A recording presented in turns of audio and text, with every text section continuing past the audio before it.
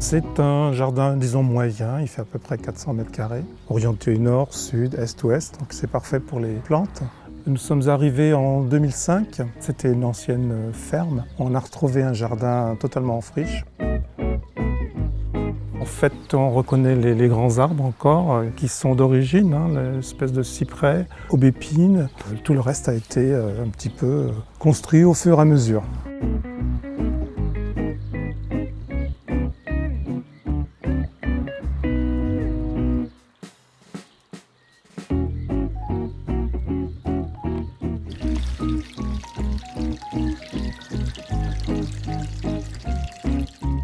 Vous avez une très belle vue à partir de la grille du jardin, la grille d'entrée, qui était autrefois l'entrée principale. Il y avait les deux taxus qui sont d'origine aussi, qu'on a voulu conserver. Là, ils sont assez majestueux, ils donnent une certaine présence.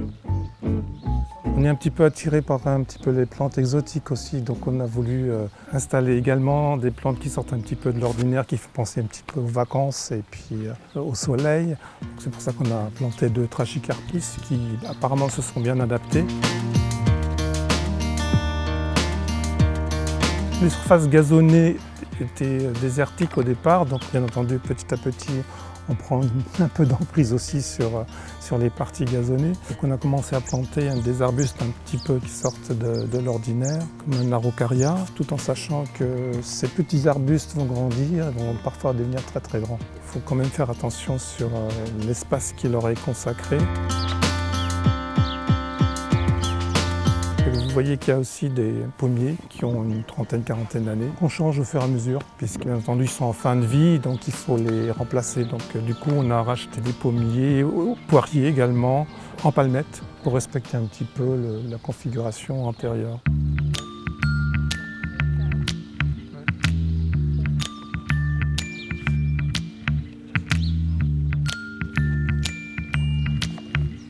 Pour agrémenter le jardin, nous sommes très amateurs de décoration, de brocante. On chine un peu partout. Ça permet également de renouveler le décor tous les ans, donc des petits personnages, enfin un peu de tout. Voire aussi des objets de récupération. On détourne un petit peu de leur utilité première. On essaie d'être un peu créatif.